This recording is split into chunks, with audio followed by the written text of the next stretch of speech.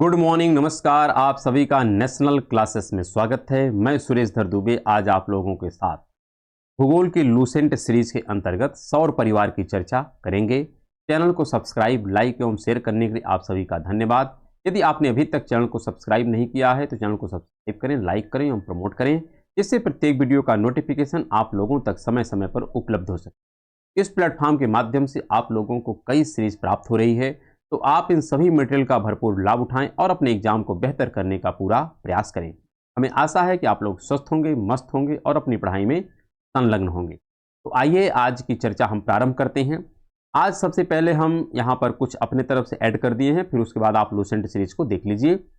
यहाँ पर सबसे पहले तो यह देखना है कि अगर मान लेते हैं कि सन यहाँ पर दिया गया है, तो सन से जैसे जैसे दूरी बढ़ रही है, यहाँ पर क्रम से हमको एक एक प्लेनेट देखने को मिलते हैं। सबसे पहले हमको बुध मिलता है, उसके पश्चात शुक्र है, फिर पृथ्वी है, इसके पश्चात मंगल है, फिर यहाँ पर बृहस्पति है, फिर शनि है, यहाँ पर अरुण है और यहाँ पर वरुण है। दूरी बढ़ रही है और इस अनुसार आप इनके क्रम को देख सकते हैं।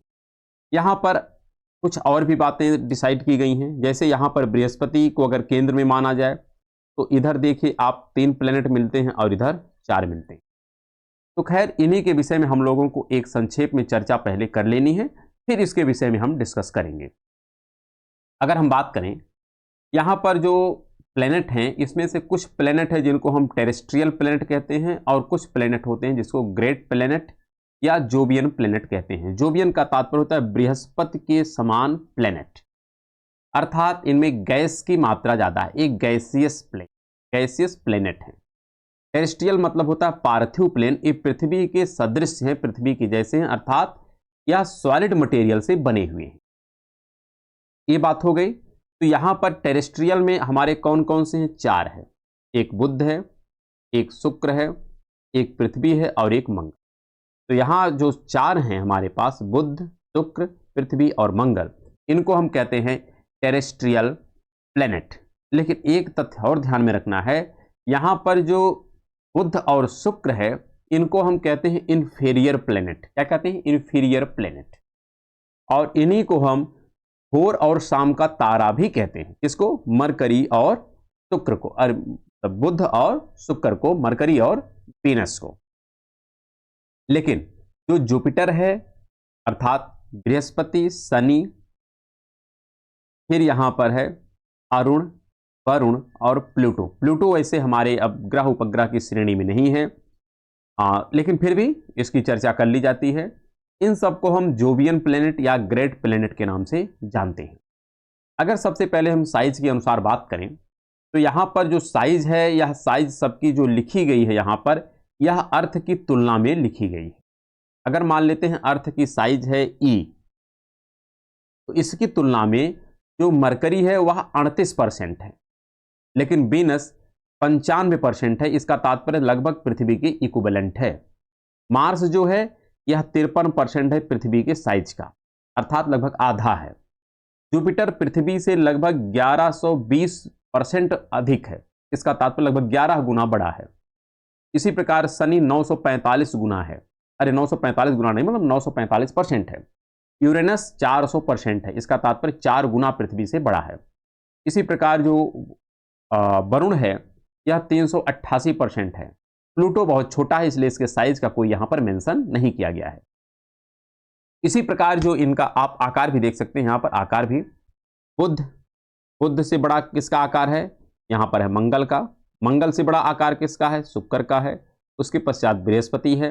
बृहस्पति के पश्चात किसका है? आपको यहां पर मिलता है नेपच्यून का है, फिर यहां पर मिलता है यूरेनस है, फिर सैटर्न है, फिर जुपिटर है। सबसे बड़ा जुपिटर ही है। तो यहां पर आप आकार भी ध्यान रखिएगा। इसी प्रकार बात कर रहा है कि इनकी दूरी से, सन से जो इनकी दूरी है, तो सन से पृथ्वी तक की जो दूरी है इसको कहा जाता है 1 एस्ट्रोनॉमिकल यूनिट। ये है 1 एस्ट्रोनॉमिकल यूनिट। अब इसी से हमको तुलना करनी कि सन से पृथ्वी तक की दूरी को हम यदि 1 एस्ट्रोनॉमिकल यूनिट मानते हैं, तो इसी यूनिट में सूर्य से बुध की दूरी कितनी है, इसी से सूर्य से शुक्र की दूरी कितनी है, तो इसी सेंस में हमको देखना है। तो यहां पर हम बात कर रहे हैं एस्ट्रोनॉमिकल यूनिट के सेंस में कि सूर्य से जो बुध की दूरी है यह 0.39 एस्ट्रोनॉमिकल यूनिट है। अर्थात पृथ्वी की तुलना में पृथ्वी अगर 1 पे है तो यह 0.39 पे है, शुक्र 0.72 पे है। पृथ्वी चूंकि पृथ्वी से ही मेजरमेंट है तो पृथ्वी 1 पर है, और जब आप मंगल पर जाते हैं तो मंगल 1.52 पे है।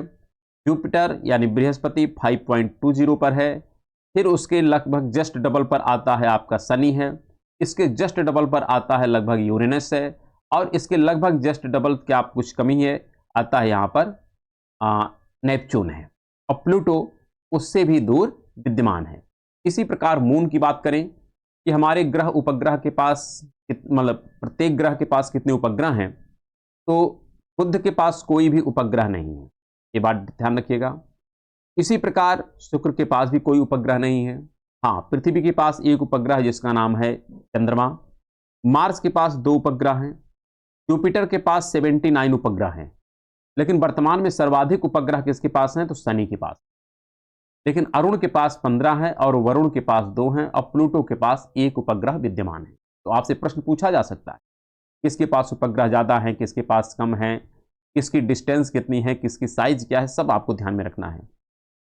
इसी प्रकार अगर हम टेम्परेचर की बात करें तो जो टेम्परेचर यहाँ पर है, मरकरी का टेम्परेचर दिन में जो होता है यह 390 डिग्री सेंटीग्रेड तक हो जाता है, लेकिन रात के समय इसका टेम्परेचर -170 डिग्री सेंटीग्रेड पहुंच जाता है। अर्थात यहाँ का जो टेम्परेचर वेरिएशन है काफ़ी ज़्यादा है। लेकिन जो शुक्र है, शुक्र का टेम्परेचर काफ़ी ज़्यादा होता है, क्योंकि यहाँ पर ग्रीन हाउस गैस बहुत ज़्यादा पाई जाती है। यहाँ पर ग्रीन हाउस गैस काफ़ी ज़्यादा पाई जाती है और इसीलिए चमकता है। शुक्र क्या होता है, यह अत्यधिक चमकीला ग्रह है। क्यों चमकता है, क्योंकि यहाँ पर ग्रीन हाउस गैस बहुत ज़्यादा है, और ग्रीन हाउस गैस बहुत ज़्यादा होने के कारण यह टेम्परेचर को काफ़ी ज़्यादा एब्जॉर्ब कर लेता है, इसलिए काफ़ी ज़्यादा गर्म हो जाता है और चमकता भी है। लेकिन पृथ्वी का जो औसत टेम्परेचर है ये लगभग 22 डिग्री सेंटीग्रेड है। मार्स का -23 है। इसी प्रकार जुपिटर का -123 है। शनि का -180 है। आखिर में जैसे जैसे दूरी बढ़ रही है इनका टेम्परेचर घटता जा रहा है। कारण क्या है, जब दूरी बढ़ेगी तो इनको प्राप्त होने वाला प्रकाश का मान भी क्या हो जाएगा, कम हो जाएगा। इसलिए दूरी बढ़ रही है, साथ में टेम्परेचर भी घट रहा है।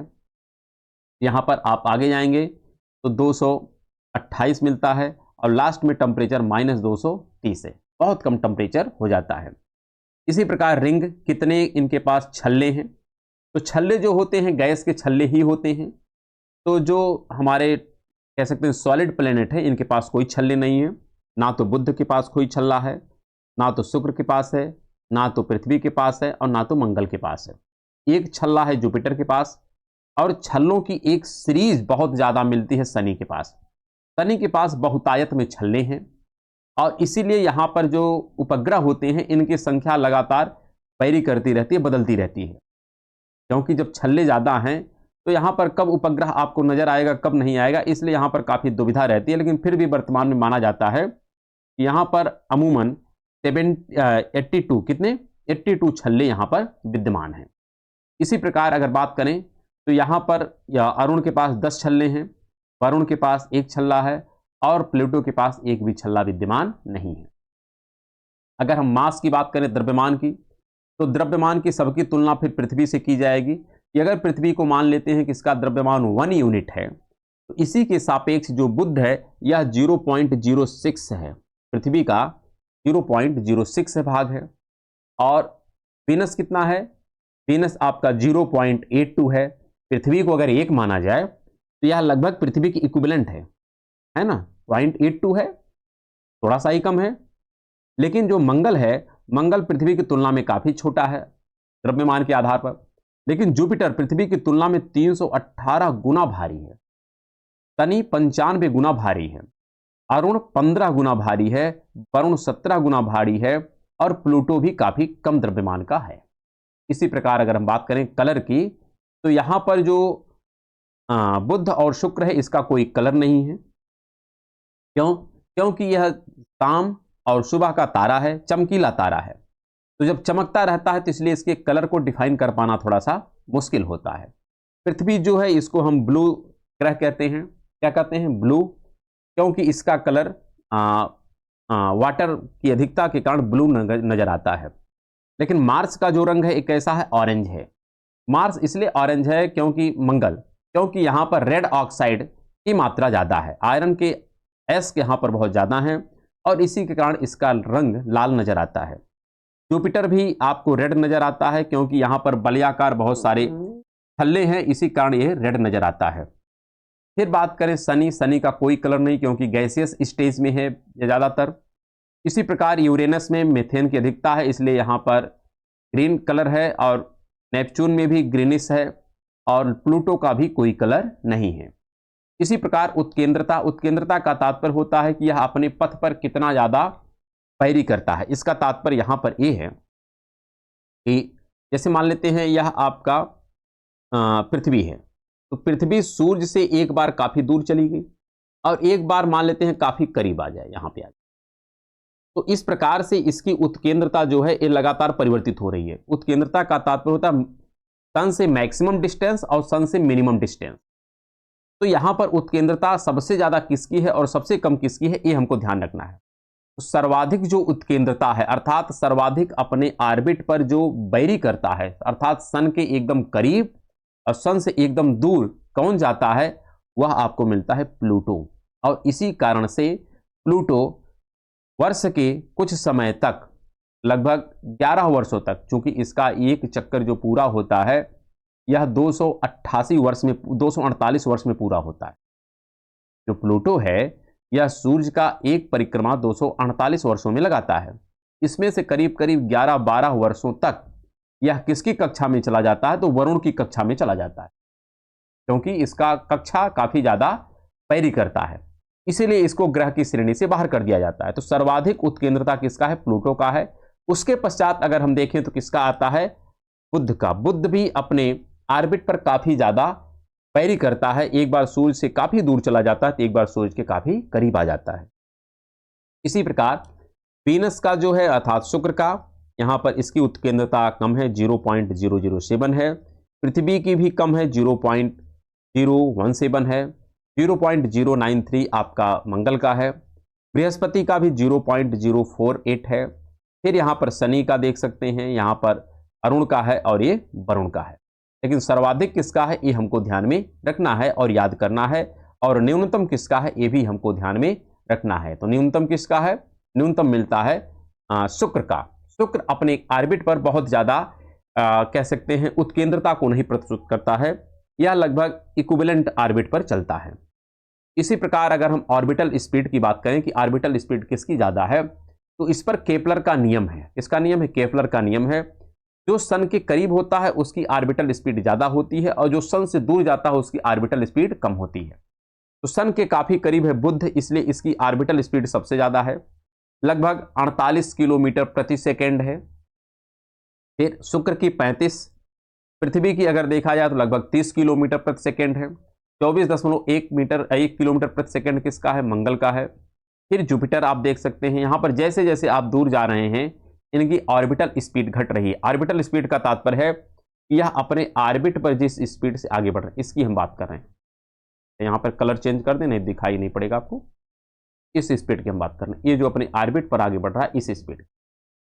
तो यह स्पीड इनकी काफी कम हो जाती है जैसे जैसे दूरी बढ़ती है। जो पास है इनकी स्पीड ज्यादा है, जो दूर है इनकी स्पीड कम है। किसके अनुसार, केपलर के ग्रह की जो कक्षीय गति है उसके अनुसार यहां पर डिफाइन किया जाता है। साथ में जिसकी गति ज्यादा होगी, तो साथ में आप देखो ये पास में है तो इसका ऑर्बिट छोटा होगा, दूर है तो ऑर्बिट बड़ा है। दूर है ऑर्बिट भी बड़ा है और उसकी स्पीड भी कम है तो लंबा समय लगेगा। पास है स्पीड ज्यादा है, ऑर्बिट छोटा है तो कम समय में अपना एक चक्कर पूरा कर लेगा। तो इसी आधार पर देखते हैं कि सबसे कम समय में अपने ऑर्बिट पर अर्थात सूर्य की एक परिक्रमा कौन लगाता है, तो बुध 88 दिन में सूर्य की एक परिक्रमा कंप्लीट कर लेता है। लेकिन अगर बात करें शुक्र जो है कितने दिन में सूर्य की एक परिक्रमा करता है, तो 224 दिन में एक परिक्रमा करता है। पृथ्वी लगभग 365 में करता है। मंगल जो है 1.88 ईयर में करता है। बृहस्पति जो है यह लगभग 11.86 वर्ष लगा देता है सूर्य की एक परिक्रमा करने में। शनि लगभग 29.46 ईयर लगाता है, और यूरेनस अर्थात अरुण जो है यह 84 साल लगाता है। वरुण जो है यह 164.8 साल लगाता है, जबकि प्लूटो 248 साल में सूर्य की एक परिक्रमा करता है, क्योंकि इसकी ऑर्बिटल स्पीड सबसे कम है और ऑर्बिट की लेंथ सबसे बड़ी है। इसी प्रकार जो रोटेशनल पीरियड होता है, रोटेशनल का तात्पर्य होता है अपने एक्सिस पर एक घूर्णन करना। जैसे पृथ्वी अपने एक्सिस पर एक घूर्णन जो करती है, यह करती है 24 घंटे में। उसी प्रकार यहां पर जो बुध है यह अपने ऑर्बिट पर एक चक्कर लगाता है 88 दिन में, लेकिन अपने एक्सिस पर एक बार घूमता है लगभग 58.7 दिन में। तो यह ध्यान रखना है कि जितने में अपने ऑर्बिट पर एक बार घूमता है, उतने में अपने एक्सिस पर भी एक ही बार घूमता है। और यही हाल यहां पर देख रहे हैं शुक्र का है। शुक्र यहां पर कई मायने में अन्य ग्रहों से अलग है। शुक्र क्योंकि शुक्र के विषय में एक तथ्य हमने पहले ही स्पष्ट कर दिया है कि शुक्र जो है अपने एक्सिस पर क्लॉकवाइज डायरेक्शन में मूव करता है, जबकि अन्य जो ग्रह हैं एक कैसे मूव करते हैं, एंटी क्लॉक। एक डिफरेंस।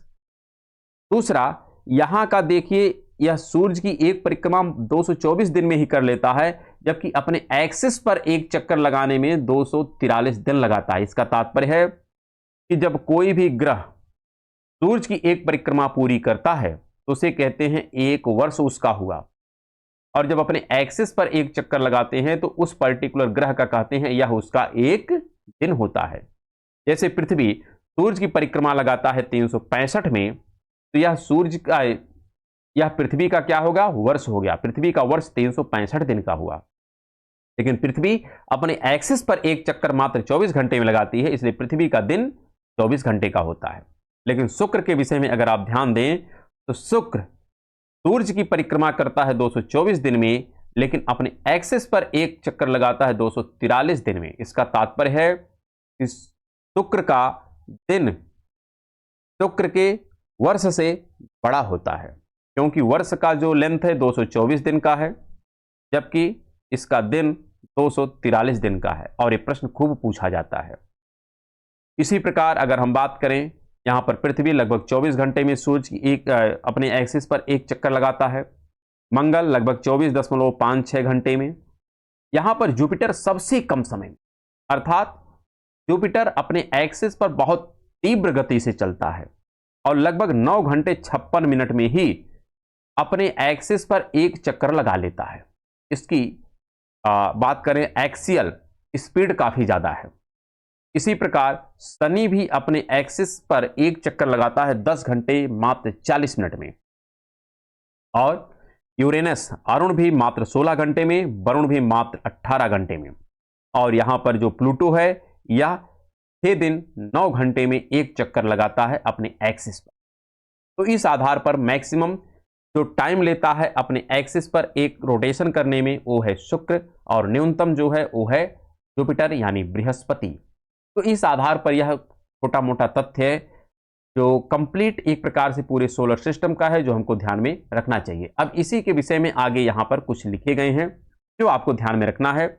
यहीं पर लिखा गया है कि जो यहाँ पर टेम्परेचर का वेरिएशन हमने कहा, क्योंकि दिन का टेम्परेचर यहाँ पर 427 होता है और रात का -173, तो यहाँ पर जो डिफरेंस होता है यह लगभग 600 डिग्री सेंटीग्रेड का होता है।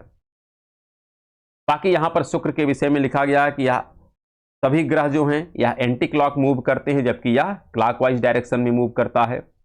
बाकी सब चीज़ें आपकी पहले ही डिसाइड कर दी गई हैं, इसलिए इसका सुबह जो होता है यह पश्चिम में होता है और सूर्यास्त पूरब में होता है। यही बात है ना, क्योंकि जब डायरेक्शन ही बदल गया तो डायरेक्शन बदल गया तो दिशा भी बदल जाएगी, क्योंकि यह क्लॉकवाइज चलता है। और साथ में बात करें कि इसके पास कोई उपग्रह नहीं है, तो सब बातें यहाँ पर लिखी गई हैं। हाँ, एक बात है कि इसे पृथ्वी की हम बहन कहते हैं। क्या कहते हैं? पृथ्वी की बहन कहते हैं। इसे हम तारा भी कहते हैं सुबह और शाम का, ये भी हमको ध्यान में रखना है। साथ में इसे लाल ग्रह कहते हैं, किसको? मंगल को। मंगल को क्या कहते हैं? रेड प्लेनेट कहते हैं। क्यों कहते हैं? क्योंकि यहाँ पर आयरन की ऑक्साइड की अधिकता होती है।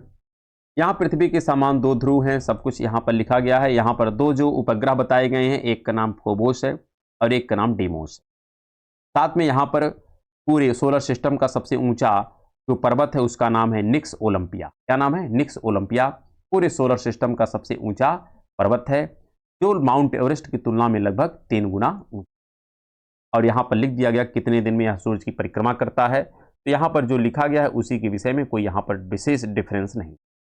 फिर यहाँ पर हमको ध्यान रखना है कि यहाँ पर कुछ हमारे उपग्रह हैं, कुछ सैटेलाइट हैं जो मंगल के लिए भेजे गए थे, और भारत का भी इसी दृष्टिकोण से एक सैटेलाइट है जो गया था जिसका नाम था मंगलयान। ये छोड़ा गया था 5 नवंबर 2013 को। किससे छोड़ा गया था? PSLV C-25 से। यह करंट का उस समय का पॉइंट ऑफ व्यू था, इसलिए इसको हमको ध्यान में रखना है। और इस प्रकार भारत चौथा राष्ट्र बन चुका है जो मंगल पर अपने एक सैटेलाइट को भेज चुका है। फिर अगर आगे हम बात करें बृहस्पति के विषय में तो बृहस्पति जो है यह अपनी ध्रुवी पर लगभग 10 घंटे में एक चक्कर कर लेता है और सूर्य की परिक्रमा लगभग 12 वर्षों में करता है। इसके उपग्रह में गैनीमेड सभी उपग्रहों में सबसे बड़ा है और इसका रंग क्या है? पीला है। साथ में यहाँ पर बात करें शनि के विषय में, तो शनि के विषय में यहाँ पर वलय की संख्या बहुत ज़्यादा है। हमने कहा था कि यह एक्सटेंसिव वलय को धारण करता है।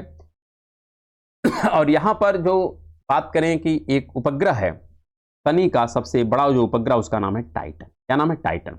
और यह सौर मंडल का दूसरा सबसे बड़ा उपग्रह है, क्योंकि सबसे बड़ा जो उपग्रह है उसका नाम क्या है? गैनीमेड है। सबसे बड़ा क्या नाम? गैनीमेड है। और दूसरा जो उसका नाम है टाइटन है। ये हमको ध्यान में रखना है। साथ में हम बात करें कि इसका घनत्व तो सभी ग्रहों एवं जल से भी कम है, यानी इसे जल में रखने पर तैरने लगता है। कौन? शनि। फिर अरुण की बात करें तो अरुण के पास 5 वलय हैं। यहाँ का टेम्परेचर लगभग -215 डिग्री सेंटीग्रेड है। 9 वलय में से 5 वलय का यहाँ पर नाम हमको पता है, जिसका नाम है अल्फा, बीटा, गामा, डेल्टा एवं इप्सिलॉन। साथ में यहाँ पर जैसे शुक्र अपने एक्सिस पर क्लॉकवाइज डायरेक्शन में मूव करता है, वैसे ये भी अपने एक्सिस पर क्लॉकवाइज डायरेक्शन में मूव करता है, जबकि अन्य जितने प्लेनेट हैं या एंटी क्लॉक डायरेक्शन में मूव करते हैं। अर्थात यहाँ पर भी सूर्योदय पश्चिम में और सूर्यास्त पूरब में होता है। ये भी हमको ध्यान में रखना होगा। साथ में बात करें इसका जो एक्सियल झुकाव है यह काफ़ी ज़्यादा है, इसलिए इसको हम लेटा हुआ एक उपग्रह कहते हैं। और इसका एक उपग्रह लेटा हुआ ग्रह कहते हैं, उपग्रह ने लेटा हुआ ग्रह कहते हैं। इसका एक उपग्रह जिसका नाम है टाइटेनियम। क्या नाम है? टाइटेनियम। किसका है? अरुण का। फिर आगे बात करें वरुण के विषय में, तो इसकी खोज 1846 में हुआ था। और इसका जो सबसे महत्वपूर्ण उपग्रह है उसका नाम है ट्रिटॉन। क्या नाम है? ट्रिटॉन। ये भी हमको ध्यान रखना है। और इसके चारों तरफ अति शीतल मीथेन का बादल छाया रहता है, इसी के कारण इसका नाम ग्रीनिश होता है। इसका जो रंग होता है किसका? ग्रीनिश। ग्रीनिश रंग जो है हरे रंग का वरुण इसलिए हमको दिखाई पड़ता है क्योंकि इसके चारों तरफ अति शीतल मीथेन के बादल छाए रहते हैं। तो ये सब तथ्य जो हमको ध्यान में रखना है। शेष चर्चाएं तो हम लोग पहले ही कर चुके हैं। और इसी के साथ यह एपिसोड हम समाप्त करते हैं और हम लोग कल पुनः एक नए एपिसोड में नए सीरीज को प्रारंभ करेंगे। तो फिर मिलते हैं कल के क्लास में। तब तक के लिए नमस्कार, धन्यवाद।